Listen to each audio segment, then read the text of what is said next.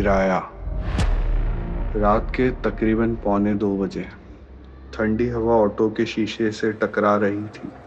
तरुण, एक auto driver, अपनी आखिरी सवारी को उतार घर जा रहा था। तभी रोड के कोने पर एक लड़की खड़ी दिखाई दी। शॉर्ट ड्रेस, हाई हील्स, खुले बाल और एक अजीब सी थकान उसके चेहरे पर। भैया, कोरेगांव ड्रॉप कर दोगे? आवाज़ धीमी और बहुत प्यारी थी। तरुण बोला, बैठ जाइए मैडम। ऑटो में बैठते ही मीटर ऑटोमेटिक ऑन हो गया। नंबर्स नॉर्मल से थोड़ा फास्ट ब्लिंक कर रहे थे, पर तरुण ने ज़्यादा ध्यान नहीं दिया, ना ही सोचा। रास्ता काफ़ी अंधेरा था। लड़की पूरी राइड में बिल्कुल चुप थी। तरुण ने शीशे में उसे देखा। वो नीचे सर झुका के शांत बैठी हुई। ऑटो में आती हवा से उसके खुले बाल उड़ रहे थे। 15 मिनट बाद वो बोली, बस भैया, यहीं से लेफ्ट, थोड़ा आगे रोक देना, मेरा घर आ गया। रो हाउसेस का एक पूरा ब्लॉक अंधेरे में डूबा हुआ था। तरुण ऑटो रोकता है। मीटर फाइनल अमाउंट दिखाता है। लड़की उतरती है और कहती है, मैं घर से पैसे लेके आती हूँ, आप रुकना। वो धीरे धीरे अपने घर के अंदर चली जाती है। दरवाज़ा बंद हो जाता है। 5 मिनट, 10 मिनट, 15 मिनट, लड़की वापस नहीं आई। करीब 25 मिनट बाद तरुण को थोड़ा डाउट होता है। वो दरवाजे पे जाकर बेल बजाता है। दरवाज़ा खुलता है। एक बूढ़ी औरत दरवाज़ा खोलती है। सफ़ेद बाल, आँखों में अजीब उदासी। जी बेटा, कौन? मैडम, मैं एक लड़की को छोड़ने आया था। वो पेमेंट लेने अंदर आई थी इस घर में। बूढ़ी औरत ने हैरान होकर कहा।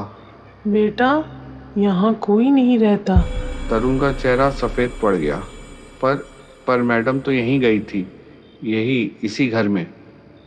बूढ़ी औरत थोड़ी देर चुप रही। फिर तरुण को घर के अंदर बुलाया और दीवार पर लगी एक पेंटिंग की तरफ इशारा करते हुए धीरे से पूछा। क्या ये थी वो? तरुण ने जब दीवार पर देखा, वहाँ उसी ही लड़की की फोटो लगी थी। वो धीरे धीरे तस्वीर की तरफ बढ़ा और नज़दीक पहुंचकर हैरानी से बोला, ये ही मैडम थी। पीछे से उस औरत की आवाज़ आई, बेटा, ये मेरी बेटी है, 3 साल पहले मर चुकी है। तरुण ये सुनकर एकदम से पीछे पलटा। तरुण का दिल घबरा गया। वो पलट कर देखता है, वो औरत गायब, और पीछे दीवार पर उस बूढ़ी औरत की फ़ोटो लगी थी। फ़ोटो पर हार चढ़ा हुआ था। उसने डर के मारे इधर उधर देखा और घर से बाहर ऑटो की तरफ भागा। तरुण की आंखों के सामने सब अंधेरा हो गया। वो वहीं बेहोश होकर गिर पड़ा। सुबह की धूप उसके चेहरे पर पड़ी तो उसकी आंखें खुली। वो ऑटो के पास ज़मीन पर पड़ा था। उसने सर उठाकर देखा। वो रो हाउस ब्लॉक एक पुराना टूट चुका मकान बन चुका था।